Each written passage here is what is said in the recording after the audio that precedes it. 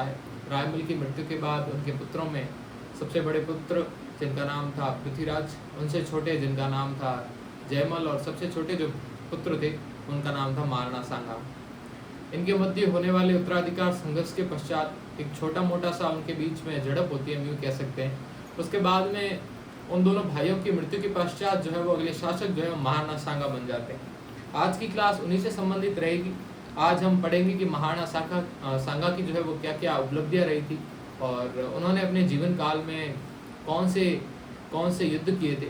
यूँ कह सकते हैं कि महाराणा सांगा का जो जीवन काल था वो संपूर्ण काल लगभग युद्धों में बीता था। आइए उसी के बारे में चर्चा करते हैं। मेवाड़ के शासकों में बात करें महाराणा सांगा की, यानी को महाराणा संग्राम सिंह के नाम से जानते हैं। महाराणा सांगा जब शासक बने थे तो उनके सामने जो है वो एक बहुत बड़ी चुनौती थी और वो चुनौती थी दिल्ली के शासक इब्राहिम लोदी के। महाराणा सांगा की जो नीति थी वो उस समय विस्तारवाद की नीति थी। वे अपना दबदबा बनाना चाहते थे और यूँ कहें कि इब्राहिम लोदी भी जो है वही अपनी कूटनीति की चाल की वजह से अपने साम्राज्य का विस्तार करना चाहता था। और मेवाड़ के महत्व को देखते हुए हर कोई शासक जो दिल्ली का उस समय का तत्कालीन शासक होता था वह यही चाहता था कि मेवाड़ पर मेरा किसी न किसी रूप से अधिकार हो। ऐसे में स्वाभाविक सी बात है कि महाराणा सांगा और इब्राहिम लोदी दोनों के बीच के अंदर टकराव जो है वो सुनिश्चित था। महाराणा सांगा और इब्राहिम लोदी के बीच के अंदर कुछ युद्ध हुए थे, जिसमें से पहला जो युद्ध था वो 1517 ईस्वी के अंदर होता है। यह युद्ध खातोड़ी के अंदर होता है। खातोड़ी वर्तमान के अंदर कोटा के अंदर स्थित एक शहर है जहाँ पर ये युद्ध होता है। खातोड़ी में युद्ध हुआ 1517 ईस्वी में और यह युद्ध जो है वो सांगा और इब्राहिम लोदी के बीच में होता है, जिसमें महाराणा सांगा की विजय होती है और इब्राहिम लोदी हार जाता है। अगला युद्ध इससे ठीक एक साल बाद 1518 ईस्वी के अंदर होता है और यह युद्ध था बाड़ी का युद्ध। बाड़ी वर्तमान धौलपुर के अंदर है और यह युद्ध भी इब्राहिम लोदी और सांगा के बीच में होता है और इसमें भी इब्राहिम लोदी जो है वह हार जाता है। 2 बार लगातार युद्धों के पश्चात जो है इब्राहिम लोदी की सांगा के सामने पराजय होती है। ऐसी कंडीशन में इब्राहिम लोदी के कुछ सेनापति कह सकते हैं या उसके जो संबंधी थे वो इससे इब्राहिम लोदी से नाराज हो जाते हैं और ऐसे में उनके द्वारा बाबर को न्योता दिया जाता है। बाबर को न्योता देने वाले 2 व्यक्ति, एक का नाम है आलम खां लोदी और एक का नाम है दौलत खां लोदी। आलम खां लोदी और दौलत खां लोदी इन दोनों ने बाबर को निमंत्रण दिया था भारत पर आक्रमण करने के लिए, यानी इब्राहिम लोदी पर आक्रमण करने के लिए, ताकि ये दोनों जो है वो अगले शासक बन जाए। या जो भी मंशा रही होगी इन दोनों की वही थी कि इब्राहिम लोदी को यहाँ पर पराजित करना और बाबर को निमंत्रण देना कि वो यहाँ पर आए, इब्राहिम लोदी को पराजित करे और भारत का जो शासन है वह इन दोनों के पास में आ जाए। ये घटनाक्रम जो है वो हम कुछ ही देर में आगे डिस्कस करेंगे इसको लेकर, आलम खां लोदी और दौलत खां लोदी और बाबर को लेकर। महाराणा सांगा की अन्य उपलब्धियों की यदि बात करें तो उनके द्वारा 1519 ईस्वी के अंदर एक युद्ध लड़ा गया था, गागरोन का युद्ध। गागरोन के युद्ध के अंदर 1519 के अंदर महाराणा सांगा द्वारा महमूद खिलजी द्वितीय को पराजित किया जाता है। महमूद खिलजी द्वितीय की हार होती है और महाराणा सांगा की इस युद्ध में विजय होती है। उसके बाद महाराणा सांगा ने गुजरात के उत्तराधिकार संघर्ष जो कि रायमल और बारमल के बीच में चल रहा था,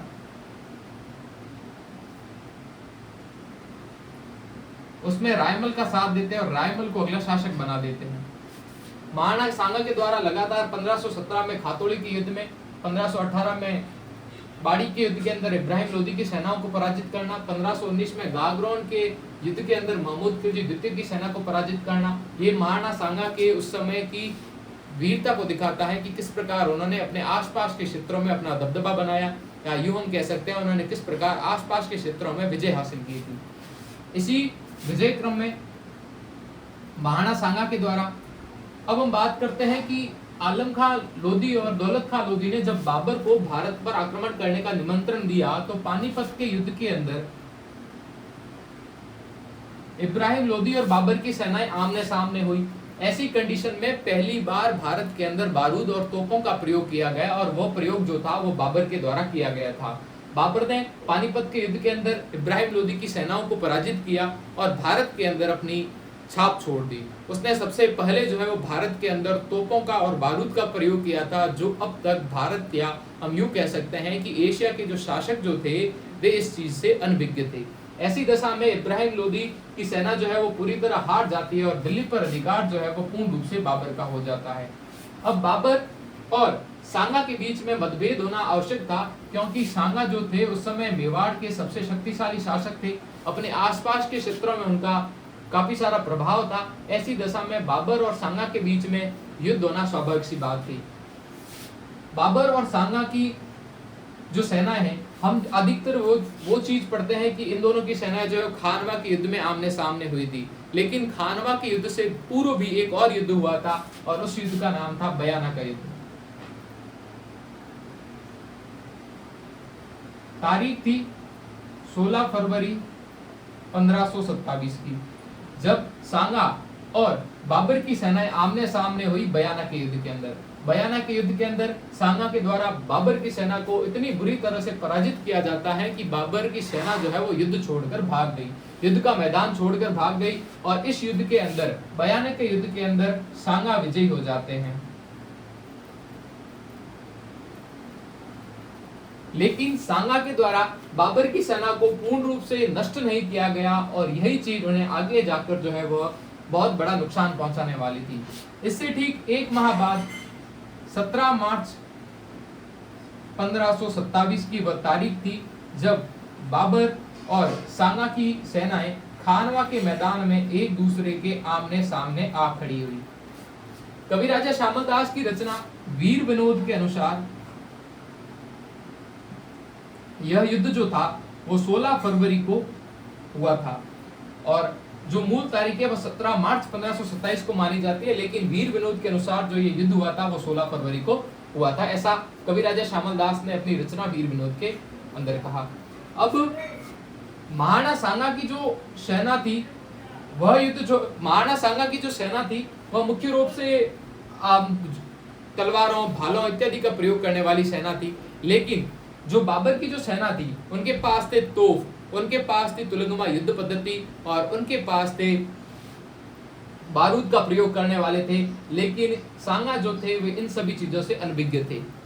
लेकिन सांगा, जब बयाना का युद्ध सांगा के द्वारा लड़ा गया, तब सांगा ने उस युद्ध में उनकी रणनीति को परखा, लेकिन वे उतना परख नहीं पाए जब उन्होंने इस चीज की योजना बनाई कि किस प्रकार बाबर की सेना को रोकना है। लेकिन अब एक समस्या खानवा के युद्ध के अंदर बाबर के लिए भी उत्पन्न हो गई कि बाबर के जो सैनिक थे वे सांगा से इतना भय खा चुके थे कि वे अब इस युद्ध में लड़ने के लिए तैयार नहीं थे। अब सांगा के सामने यह चुनौती थी कि वह अपना मन से हारी हुई सेना को पुनः बल प्रदान करे और वो इस युद्ध के लिए तैयार करे। वहीं सांगा का विध्वंस जो रूप था वो पिछले युद्ध के अंदर वो तो देख चुके थे, क्योंकि उन्होंने सांगा से इतनी मार खाई थी।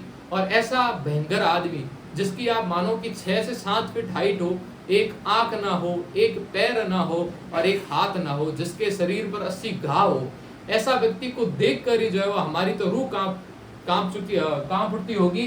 तो वही हालत जो थी वह उस समय बाबर के सैनिकों के बीच में होने लगी थी, क्योंकि पिछली बार जो बयाना के युद्ध में वे हार कर आए थे, अब बाबर जो है वो उन्हें पुनः जोश लाने की कोशिश कर रहा है। उसके लिए बाबर ने कई सारी शर्तें उनके सामने रखी। पहली बात तो बाबर ने कहा कि मैं जो है वो शराब का सेवन नहीं करूंगा। दूसरी बात उसने कहा कि मैं शराब का सेवन नहीं करूंगा, यदि हम ये युद्ध जीत गए तो वह वहां पर अपने देश के अंदर सोने व चांदी के सिक्के जो है वो लोगों के अंदर भेंट करेगा। इस युद्ध को जीत जाने के पश्चात वह अपने सैनिकों को पुनः अपने देश जाने की आजादी देगा। और साथ ही के अंदर सबसे बड़ी जो उसने दाव या खेल खेला वह था कि उसने खानवा के युद्ध को जिहाद युद्ध घोषित कर दिया। अब आपके मन में प्रश्न आया होगा कि आखिर में ये जिहाद युद्ध था क्या? जिहाद युद्ध ये था कि जब कोई ऐसा कट्टरपंथी मुस्लिम शासक जो अन्य शासकों के प्रति या अन्य धर्म के शासकों के प्रति जब युद्ध करता था, तब वे उसे जिहाद युद्ध, यानी इसको हम सरल भाषा में समझें तो इसको धर्म युद्ध कहा जा सकता है। उसने इस युद्ध को धर्म युद्ध कह दिया। उसने कहा कि हम जो युद्ध करने जा रहे हैं वो काफिरों के खिलाफ है, यानी अन्य धर्मों के खिलाफ है। और इस वजह से बाबर की सेना में पुनः जोश आ गया। बाबर की सेना और सांगा की सेना जब खानवा के युद्ध में आमने सामने हुई, तब सांगा ने इस युद्ध से पूर्व जो है वो अपने मित्रों को, या यूं कहें कि उस समय जो राजपूताना के जो शासक थे उन सभी को एक न्योता दिया कि आप सभी आओ, हमारे साथ युद्ध करो और बाबर को इस भारत से, इस भारत भूमि से बाहर करने में उनका सहयोग करो।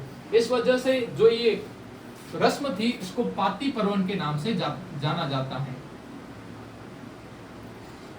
अब इस पाती पर्वन की रस्म के बाद जो है वो सांगा के साथ कई सारे शासक थे राजपूताना के जो इस युद्ध में शामिल हुए, जिनमें मुख्य रूप से आमेर के पृथ्वीराज, मारवाड़ के शासक गांगदेव या गांगा और उनकी तरफ से उनके पुत्र मालदेव, बीकानेर के शासक जैतसी और जैतसी की तरफ से उनके पुत्र कल्याणमल, वहीं चंदेरी के शासक मेदिनी राय जो सांगा के बहुत ही अच्छे मित्र थे, और इनके साथ में वागड़ के उदय सिंह,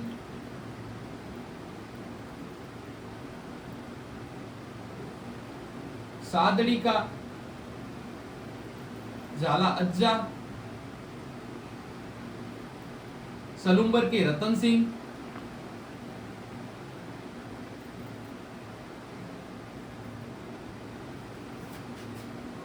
और साथ ही के अंदर रायसीन के सहदी तंवर,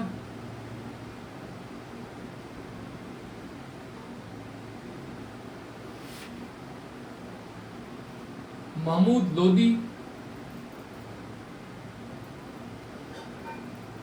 मेवात का हसन खां मेवाती,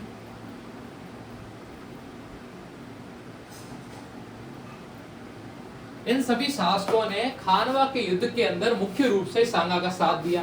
सांगा ने इन सभी को जो राजनीतिक तौर पर बुलाया, उस प्रक्रिया को पाती पर्वन के नाम से जाना जाता है, और ये सभी जो शासक थे वे सांगा की तरफ से इस युद्ध में शामिल हुए थे। मारवाड़ के हमारे मालदेव थे और बीकानेर के जो है वो कल्याणमल थे। बाकी इनके पिता जो थे वे उस समय शासक थे, तो हम यूं कह सकते हैं कि सांगा का साथ जो है वो मारवाड़ के गंगा और बीकानेर के जैसी ने दिया था। यह युद्ध में जो है वो सांगा पूर्ण रूप से घायल हो जाते हैं और ऐसी अवस्था में सांगा को उस युद्ध भूमि से बाहर लाया जाता है, और सांगा का जो मुकुट होता है वह झाला अज्जा के द्वारा धारण कर लिया जाता है, क्योंकि उस समय सेना को जोश बंधाने के लिए कि आखिर में हमारे राजा कहाँ हैं, लड़ रहे हैं या नहीं लड़ रहे हैं, ऐसी स्थिति में जो है वो वहां पर केवल और केवल युद्ध भूमि में राजा की वेशभूषा पर ध्यान रखा जाता है। तो ऐसे में जो राजमुकुट था वो झाला अज्जा ने धारण किया और सांगा को युद्ध भूमि से बाहर ले जाया गया। सांगा को जब घायल हो गए तो उनको बसवा,